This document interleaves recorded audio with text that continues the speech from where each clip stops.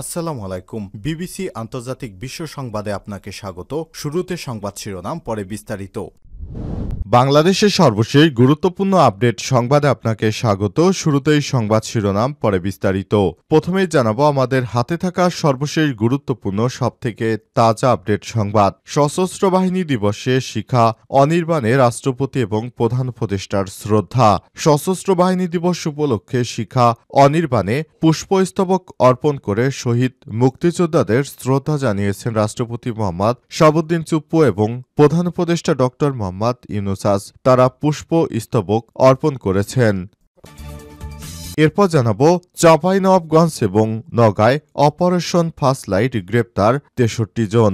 জাতীয় সংসদ নির্বাচন ঘিরে নিরাপত্তা জোরদারের অংশ হিসেবে রাজশাহী রেঞ্জ পুলিশের উদ্যোগে চাঁপাইনবাবগঞ্জ ও নওগাঁ জেলায় চালানো হল বিশেষ অভিযান অপারেশন ফার্স্ট লাইট। এতে 63 জন মাদক কারবারি, চোরা কারবারি, নাশকতাকারী এবং বিভিন্ন অপরাধে যারা দণ্ডিত তাদেরকে আটক করা হয়েছে।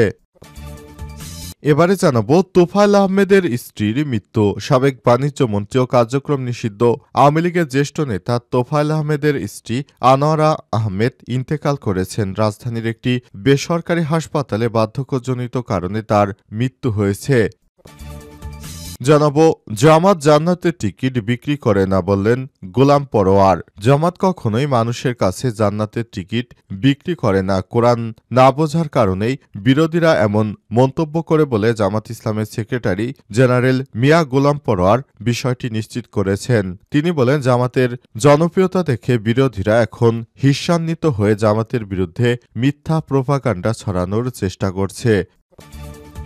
এবং সর্বশেষ জানাবো সিলেটে প্রস্রাব করা নিয়ে দ্বন্দ্বে বিএনপির নেতা খুন। সিলেটের সাপরান থানার পীরের বাজার এলাকায় রাস্তার পাশে প্রস্রাব করা নিয়ে তর্কাতর্কির জেরে ইটের আঘাতে এক বিএনপি নেতা নিহত হয়েছে। আজ ইউনিয়ন বিএনপির সাধারণ সম্পাদক ও স্থানীয় শাহ সুন্দর মাজারের খাদেম হিসেবে দায়িত্ব পালন করছিলেন। জানা যায় বিকেলে সড়কের পাশে প্রস্রাব করছিলেন স্থানীয় যুবক সুমন আহমেদ। এতে আব্দুর রহমান আপত্তি জানালে দুজনের মধ্যে তর্কাতর্কি শুরু হয়। এক পর্যায়ে আব্দুর রহমানের ছেলে সুমনকে মারধর করে বলে স্থানীয় সূত্র থেকে জানা গেছে। এরই ঘটনায় সুমন ইট দিয়ে আব্দুর রহমানের মাথায় আঘাত করে। প্রিয় দর্শক, এতক্ষণ শুনছিলেন সংবাদ শিরোনাম, এবারে বিস্তারিত। তবে তার আগে বন্ধুরা অনুরোধ থাকবে এই সংবাদটিতে একটি লাইক দিন। এই চ্যানেলে আপনি নতুন হয়ে থাকলে আমাদের সংবাদটি দেখতে দেখতে চ্যানেলটি সাবস্ক্রাইব করে রাখুন। কমেন্ট করে বন্ধুরা আপনার মূল্যবান মতামত জানিয়ে দিন আপনি বিশ্বের কোন দেশ থেকে বা বাংলাদেশের কোন স্থান থেকে আমাদের সংবাদটি দেখছেন এবং শুনছেন। আর বন্ধুরা, সংবাদটি আপনার সোশ্যাল মিডিয়া ফেসবুকে শেয়ার করে বন্ধুদেরও দেখার সুযোগ করে দিন। গাজা যুদ্ধে আপনি যদি নিরীহ ফিলিস্তিনিদের ভালোবেসে থাকেন, কমেন্টে ইয়েস লিখে বিশ্ববাসীকে জানিয়ে দিন। এবারে বিস্তারিত। সশস্ত্র বাহিনী দিবসে শিখা অনির্বাণে রাষ্ট্রপতি এবং প্রধান উপদেষ্টার শ্রদ্ধা। সশস্ত্র বাহিনী দিবস উপলক্ষে শিখা অনির্বাণে পুষ্প স্তবক অর্পণ করেছেন। শহীদ মুক্তিযোদ্ধাদের শ্রদ্ধা জানিয়েছেন রাষ্ট্রপতি মোহাম্মদ শাহাবুদ্দিন চুপ্পু ও প্রধান উপদেষ্টা ড মোহাম্মদ ইউনূস। আজ তারা পুষ্প স্তবক অর্পণ করেন। রাষ্ট্রপতি ও প্রধান উপদেষ্টা শ্রদ্ধা নিবেদন শেষে সেনাবাহিনী প্রধান জেনারেল ওয়াকারুজ্জামান, নৌবাহিনী প্রধান অ্যাডমিরাল মোহাম্মদ নাজমুল হাসান এবং বিমান বাহিনী প্রধান air chief marshal Hasan Mahmud Khan নিজ নিজ বাহিনীর পক্ষ থেকে অনির্বাণে শ্রদ্ধা জানিয়েছেন। আজ 21শে নভেম্বর যথাযথ মর্যাদা, উৎসাহ, উদ্দীপনার মধ্য দিয়ে সশস্ত্র বাহিনী দিবস উদযাপিত হচ্ছে। দেশের সব সেনাবাহিনী, নৌবাহিনী ও স্থাপনা এবং বিমান বাহিনীর ঘাঁটির মসজিদ সমূহে দেশের কল্যাণ ও সমৃদ্ধিতে সশস্ত্র বাহিনীর উত্তরোত্তর উন্নতি এবং অগ্রগতি ও স্বাধীনতা যুদ্ধে আত্ম উৎসর্গকারীদের সশস্ত্র বাহিনী শহীদদের রুহের মাগফিরাত কামনা করে ফজরের নামাজ শেষে বিশেষ মোনাজাতের মধ্য দিয়ে দিবসের কর্মসূচি শুরু হয়। দিবসটি উদযাপন উপলক্ষে প্রধান উপদেষ্টার পক্ষ থেকে আজ বিকাল 4টায় ঢাকা সেনানিবাসের সেনাকুঞ্জে সংবর্ধনা অনুষ্ঠানের আয়োজন করা হয়েছে। সংবর্ধনায় উল্লেখযোগ্য আমন্ত্রিত অতিথিদের মধ্যে থাকবেন প্রধান বিচারপতি, সাবেক রাষ্ট্রপতি, সাবেক প্রধান উপদেষ্টা ও উপদেষ্টা পদমর্যাদার ব্যক্তিত্বসমূহ, বাংলাদেশে নিযুক্ত বিদেশি রাষ্ট্রদূত, রাষ্ট্রদূত, আন্তর্জাতিক সংস্থার প্রধান বিচারপতি, মন্ত্রিপরিষদ বিভাগের সচিব, স্বাধীনতা যুদ্ধ স্বাধীনতার পরবর্তী সময়ে ঢাকা এলাকায় বসবাসরত খেতাবপ্রাপ্ত সশস্ত্র বাহিনীর সদস্য ও তাদের উত্তরাধিকারীরা 2009 সালের 25শে ফেব্রুয়ারি বিডিআর বর্তমানে বিজিবি সদর দপ্তরে সংঘটিত হত্যাকাণ্ডে বাংলাদেশ সেনাবাহিনীর শহীদ সেনা সদস্যদের পত্নী, উত্তরাধিকারিণী এবং স্বাধীনতা পুরস্কার ও 21শে পদক প্রাপ্ত ব্যক্তিরা, সাংবাদিক, শিক্ষাবিদ, রাজনীতিবিদ, বিশিষ্ট ব্যক্তি, বৈষম্যবিরোধী ছাত্র আন্দোলনের সমন্বয়ক, ছাত্র জনতার জুলাই আগস্টে অভ্যুত্থানে আহত ব্যক্তি, উচ্চপদস্থ সামরিক কর্মকর্তা, 3 বাহিনীতে কর্মরত ও অবসরপ্রাপ্ত কর্মকর্তারা অনুষ্ঠানটি বাংলাদেশ টেলিভিশন সরাসরি সম্প্রচার করবে। চাঁপাইনবাবগঞ্জ এবং নওগাঁয় অপারেশন ফার্স্টলাইট, গ্রেপ্তার 63।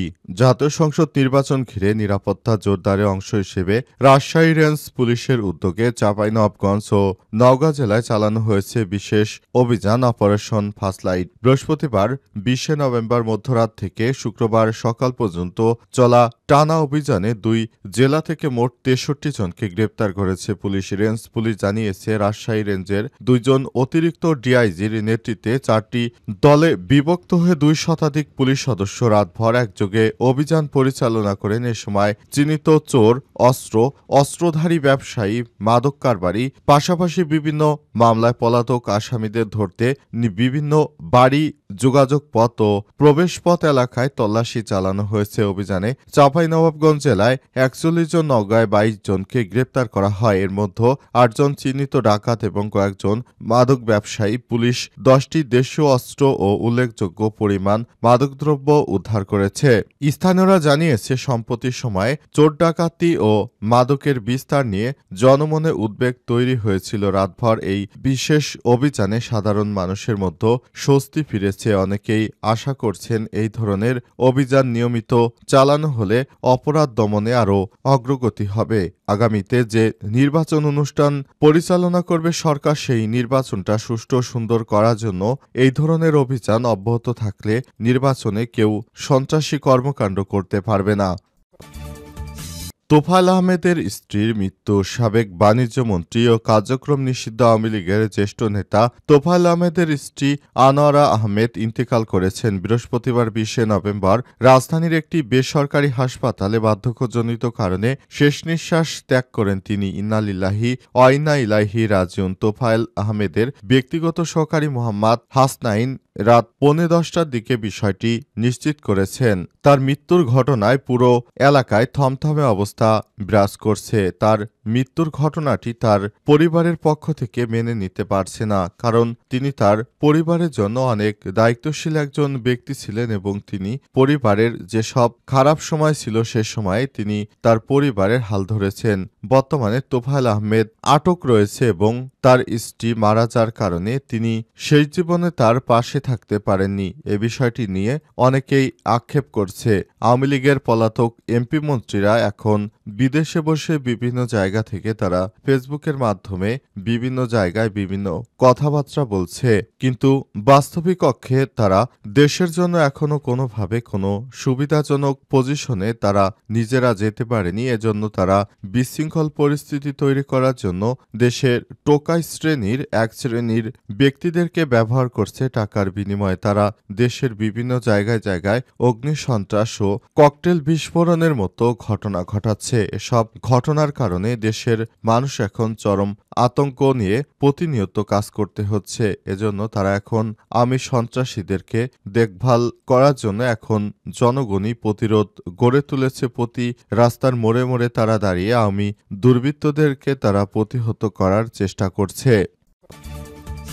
জামাত জান্নাতের টিকিট বিক্রি করে না বললেন মিয়া গোলাম পরোয়ার। বাংলাদেশ জামাত ইসলাম এদেশে কখনোই জান্নাতের টিকিট বিক্রি করেনি বা ভবিষ্যতের জান্নাতের টিকিট বিক্রি করার ব্যাপারে তারা কখনো কোনো কথা বলেনি। এ ব্যাপারে বিএনপি জামাত ইসলামকে জড়িয়ে প্রতিনিয়ত মিথ্যাচার করছে। তারা জামাতের নাম ভাঙে তারপর বলার চেষ্টা করছে জামাত নাকি দেশের অভ্যন্তরে জান্নাতের টিকিট বিক্রি করে।